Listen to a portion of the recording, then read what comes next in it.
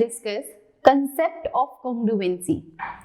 वैसे आप इस चैप्टर को ऑलरेडी पढ़ चुके हैं, but for the sake of this chapter, क्योंकि इस चैप्टर में आपका इस टॉपिक का बहुत यूज है, इसीलिए मैं आपको एक बार और इसका बेसिक पूरा समझा देती हूँ, ठीक है। सबसे पहले कॉन्ग्रुएंसी होती क्या है बच्चों? अगर मैं आपसे कहूँ, इफ आई से कि आपके पास दो ट्राइंगल हैं, triangle ABC and triangle PQR, और मेरा ये कहना है कि ये दोनों ट्राइंगल्स आपस में इक्वल है, ठीक है, क्योंकि ये दिखने में एक जैसे लग भी रहे, तो मेरे पास कुछ प्रूफ होना चाहिए ना। Mathematics always require proof. तो इन दोनों को प्रूफ करने के लिए मेरे पास एक कॉन्सेप्ट है कॉन्ग्रुएंसी का। अगर मैं कॉन्ग्रुएंसी की किसी भी प्रॉपर्टी के थ्रू ये प्रूफ कर देती हूँ कि ये दोनों ट्राइंगल इक्वल हैं, तो मैं ये मान सकती हूँ कि ये दोनों इक्वल हो जाएंगे, ठीक है।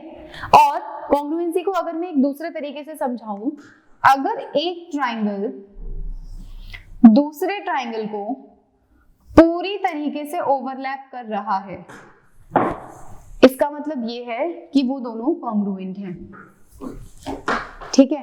ओवरलैप मतलब अगर मैं एक ट्राइंगल के ऊपर दूसरा ट्राइंगल रख देती हूं, तो ये दोनों एक दूसरे को पूरी तरीके से ढक देने चाहिए, इसका मतलब ये दोनों ट्राइंगल कॉन्ग्रुएंट हैं। दिस इज अ बेसिक, बहुत फंडामेंटल, एक जो किसी भी छोटे बच्चे को समझाने के लिए जो बात है वो ये है कि ये दोनों एक दूसरे को ओवरलैप करने चाहिए, एक दूसरे की मिरर इमेज होने चाहिए, तभी हम कह सकते हैं कि ये दोनों ट्राइंगल एक दूसरे के कॉन्ग्रुएंट है, ठीक है। तो अब जरा डिस्कस करते हैं कि वो क्या क्या सर्टेन कंडीशंस हैं जिसमें हम कहते हैं कि दोनों ट्राइंगल कॉन्ग्रुएंट है। सबसे पहली चीज मैं एक सिंबल बता देती हूँ। कॉन्ग्रुएंसी का सिंबल होता है ये, इक्वल के ऊपर एक horizontal S, this and this horizontal S, ये कॉन्ग्रुएंसी का साइन है। दूसरी बात, अगर मेरे पास ये ट्राइंगल है और ये ट्राइंगल है, अगर मैं कहूं कि AC बराबर है PR के, if I say that AC is equals to PR, ठीक है, ये स्टेटमेंट मेरे पास है। और अगर मैं ये कहूं कि BC इक्वल है QR के, ओके, ये दोनों स्टेटमेंट मेरे पास है। और मेरे पास एक और स्टेटमेंट है कि एंगल ACB इक्वल है एंगल PRQ के, ठीक है, एंगल ACB इक्वल है एंगल PRQ के। तो मेरे पास क्या क्या चीजें आ गई, एक ये साइड आ गई, ये एक और साइड आ गई, और एक ये एंगल आ गया या नहीं? दो साइड आ गई और एक एंगल आ गया।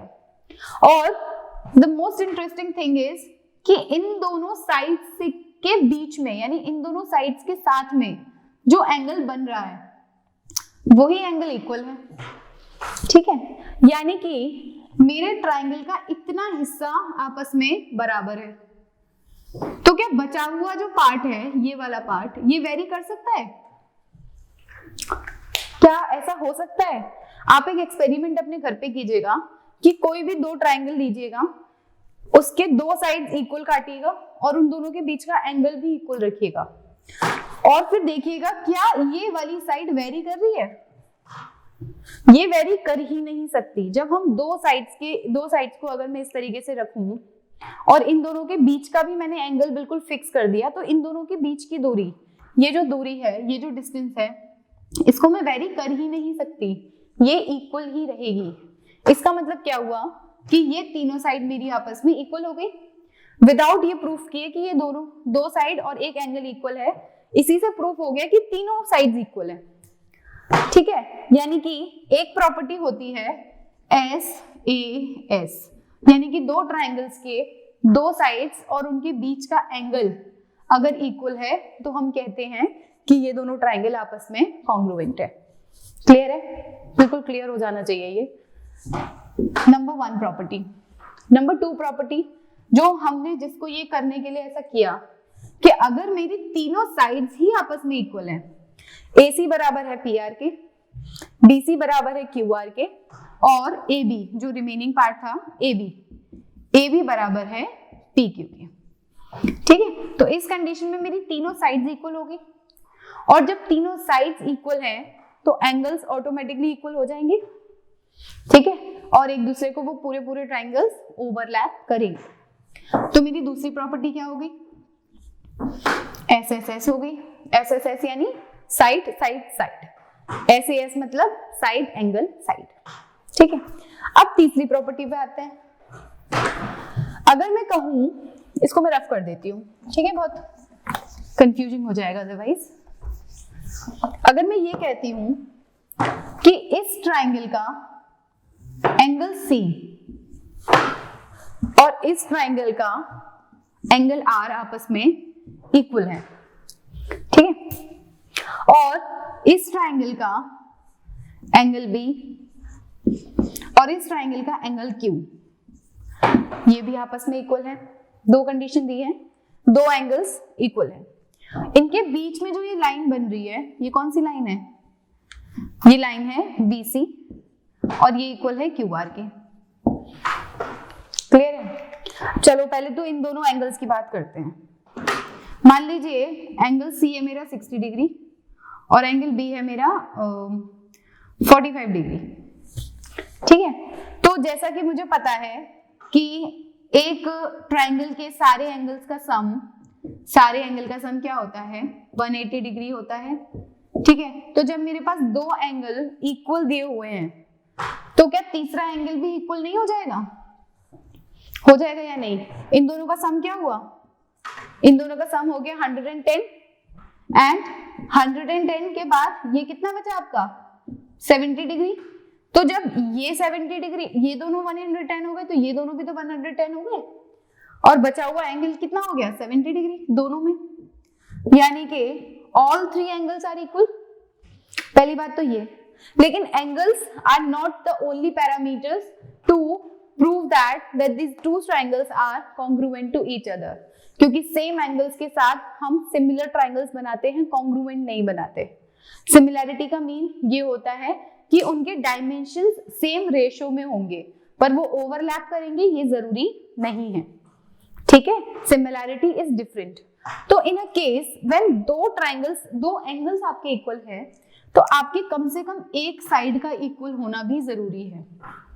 अगर एक साइड उनके बीच की इक्वल है तो उस कंडीशन में हम कह सकते हैं कि आपके दोनों ट्रायंगल कॉन्ग्रुएंट होंगे, ठीक है। तो ये थी आपकी तीसरी property, ASA angle side angle. Clear है? ठीक है। अभी तक हमने तीन प्रॉपर्टीज पढ़ ली, side angle side, side side side और एंगल साइड एंगल। क्लियर है इतना? चलिए अब एक तीसरी प्रॉपर्टी मैं आपको बताती हूँ जिसका नाम है RHS। अब RHS जरा आप लोग सोच के बताइए कि क्या हो सकता है, व्हाट आर द पॉसिबिलिटी, कि RHS का क्या मतलब है। मैम आपने तो केवल अभी तो एंगल और साइड ही बताया, तो R कहां से आ गया? R क्या होता है?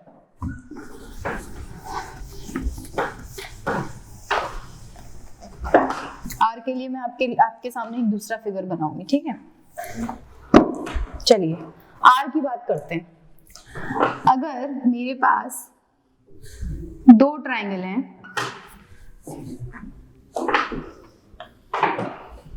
ठीक है, ये दोनों मेरे पास ट्रायंगल हैं, इसको मैं T1 मान लेती हूँ, इसको T2 मान लेती हूँ, ठीक है। तो आपको दिख रहा है यहाँ पे एक एंगल है 90 डिग्री, 90 डिग्री, और 90 डिग्री को हिंदी में क्या कह देते हैं? Right angle. क्या कह देते हैं? राइट एंगल, ठीक है ना। 90 डिग्री मींस राइट एंगल। तो एक तो हो गया मेरा 90 डिग्री। अब बात करते हैं H की। मैंने क्या नाम बताया था? RHS। तो अब बात करते हैं H की। H क्या होता है बच्चों? जब भी हम राइट एंगल की बात करते हैं, राइट एंगल ट्रायंगल की, जिसके अंदर एक एंगल आपका 90 डिग्री है, वहां पे एक चीज होती है जो सबसे लंबी साइड होती है। ये जो सबसे लंबी साइड आपको दिखाई दे रही है, इसको कहा जाता है हाइपोटेनस।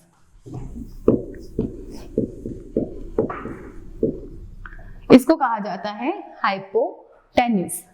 ये जो हाइपोटेन्यूज है ये हमेशा राइट एंगल से ऑपोजिट साइड पे बनता है, ठीक है। जो आपके राइट एंगल की ऑपोजिट साइड है वो हमेशा हाइपोटेन्यूज होती है। तो अगर इसके हाइपोटेन्यूज इक्वल हो जाए, एक तो हो गया राइट एंगल, तो राइट एंगल का तो मेजर ही 90 डिग्री है तो वो इक्वल हो ही। दूसरा हो गया हाइपोटेन्यूज, कि मेरे हाइपोटेन्यूज भी दोनों इक्वल है। और तीसरी हो गई कोई भी एक साइड, यानी कि बची हुई कोई भी एक साइड, ठीक है। अगर किसी भी दो ट्राइंगल के अंदर दोनों राइट एंगल ट्राइंगल हो, यानी कि एक एंगल आपका 90 डिग्री हो, उन दोनों के हाइपोटेन्यूज की लेंथ इक्वल हो और कोई भी एक साइड आपस में इक्वल हो। अगर मैं इसमें बात करूं, मान लीजिए ये है ABC PQR, तो in this triangle if angle B is equals to angle Q which is 90 degree, AC is equal to PQ which is hypotenuse, and any side like BC is equals to QR, तो ये मेरी हो गई side, ठीक है। अगर ये तीनों कंडीशन दी हुई है तो इन कंडीशंस के साथ ये दोनों ट्राइंगल्स ओवरलैप करेंगे, इसका मतलब दोनों ट्राइंगल्स आपस में कॉन्ग्रुएंट होंगे। कौन सी प्रॉपर्टी से? RHS प्रॉपर्टी से, ठीक है। यहाँ पे मैंने आपके लिए कोई भी प्रॉपर्टी नहीं लगाई, SAS, ASS, AS ऐसा कुछ भी नहीं लगाया। एक राइट एंगल लिया, एक हाइपोटेन्यूज लिया, एक साइड ले ली और मेरा ये काम हो गया, ठीक है। अब मैं एक फाइनल चीज आपको बता रही हूँ कॉन्ग्रुएंसी में कि इनको लिखते कैसे हैं। तो अगर ट्राइंगल ABC कॉन्ग्रुएंट है ट्राइंगल PQR के, तो इन दोनों के बीच में साइन आता है ऐसा, इस तरह इनको लिखा जाता है, ठीक है। That angle triangle ABC congruent to triangle PQR. Okay, this is all about the congruency.